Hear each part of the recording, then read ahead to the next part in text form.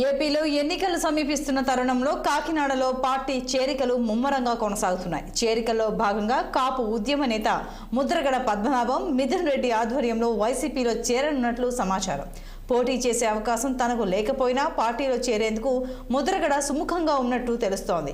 పార్టీలో చేరుతున్నట్టు సీఎంకు మీరు చెప్పారా లేక సీఎం తన గురించి అడిగారా అంటూ మిథున్ రెడ్డిని ప్రశ్నించగా సీఎం అడగమన్నారని మిథున్ రెడ్డి తెలపడంతో తన చేరిక వాస్తవమే అంటూ 12వ తేదీన ముహూర్తం బాగుంటుందంటూ ముద్రగడ పద్మనాభం తెలిపారు. దీనిపై మరింత సమాచారం మా ప్రతినిధి దురాని అందిస్తారు.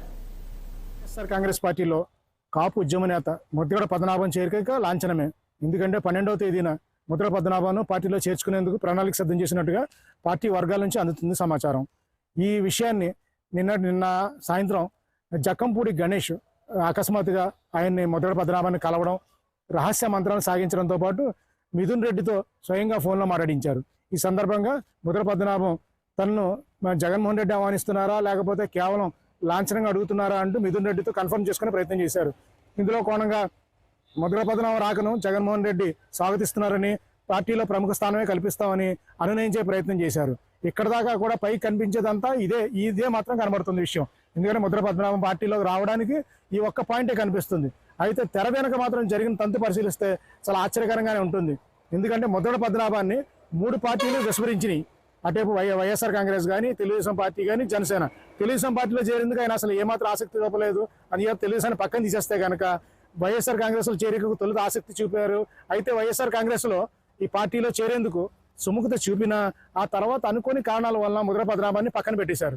ఆ తర్వాత జనశాఖ పవన్ కళ్యాణ్ లేఖ రాయడం, లేఖ తర్వాత పవన్ కళ్యాణ్ స్వయంగా వచ్చి ఆహ్వానిస్తారంటూ చెప్పడం, అయితే ఆ తర్వాత జరిగిన పరిణామాల క్రమంలో అది కూడా జరగకపోవడంతో ఆయన కినుకు వహించి ఇందులో దూరకుండా గిమ్మున ఉండిపోయారు. అయితే 2 రోజుల క్రితం ఒక లేఖ రాశారు. ముద్రగడ పద్మనాభం తన లేఖ రాస్తూ తన వల్ల జనసేనకు ఎంతో ప్రయోజనకారిగా ఉంటుందని ఒకసారి ఆలోచించుకోమంటూ ఆ లేఖ ద్వారా సమాచారం చేశారు. అయినప్పటికీ జనసేన జెండా సభలో తెలుగుదేశం జనసేన కలిసిన పొత్తులో భాగంగా ఏర్పాటు చేసిన భారీ బహిరంగ సభలో పవన్ కళ్యాణ్ స్పష్టంగా తనకు ఎవరు సలహాలు ఇవ్వద్దని, ఏమైనా ఉంటే సహకరించమని చెప్పేసి చాలా గట్టిగానే చెప్పారు.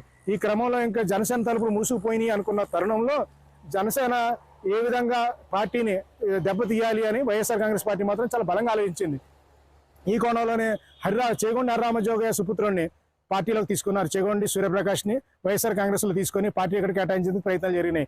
అలాగే వంగవీటి రాధాను కూడా వైఎస్ఆర్ కాంగ్రెస్లో తీసుకురావాలన్న ప్రయత్నాన్ని చాలా గట్టిగానే చేశారు.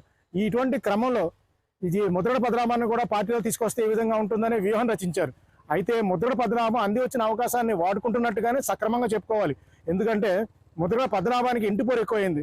ఎందుకంటే ఈ ఎన్నికలు దాటితే కనుక ఇంకా మన ముద్రగడ పద్మనాభాన్ని కానీ ఆయన వారసులు కానీ రాజకీయాల్లోకి వచ్చే అవకాశాలు లేవని, మరో 5 సంవత్సరాల పాటు పార్టీలోకి ఎవరు వచ్చే అవకాశాలు లేవని, అందుచేత ఇప్పుడే ప్రస్తుతం అవకాశం కల్పిస్తే గనక రాజకీయాల్లోకి ఇదే వేదికని, లేకుంటే ఇంకా ఏ విధంగానూ రాజకీయ తలుపులు మూసేసినట్టే అంటూ ముద్రగడ పద్మనాభం ఫ్యామిలీ చాలా గట్టిగా చెప్పడంతో ముద్రగడ పద్మనాభం ఆలోచనలో పడ్డారు. సాధారణంగా ముద్రగడ పద్మనాభం ఎవరికి తలవంచరు, తన మాట తప్పించి వేరే మాటను అసలు పట్టించుకోరు. అయితే ఇంటి నుండే ఒత్తిడి ఎక్కువ కావడంతో ఏదో పార్టీలో తీర్థం పుచ్చుకుంటే గానీ తన సుపుత్రుడిని రాజకీయాల్లోకి తీసుకురాలేమన్న గట్టి పట్టుదల రావడంతో ఈ అంది వచ్చిన అవకాశాన్ని మాత్రం వాడుకుంటున్నట్టుగానే చెప్పాలి. ఎందుకంటే కాపుల్లో వైఎస్ఆర్ కాంగ్రెస్ ఆలోచన ప్రకారం అయితే కాపుల్లో విభేదాలు తీసుకురావాలి, పవన్ కళ్యాణ్ చిత్తుగా ఆయన మదిని చితగొట్టాలన్న ఆలోచన బాగా చాలా దృఢంగా కనిపిస్తుంది.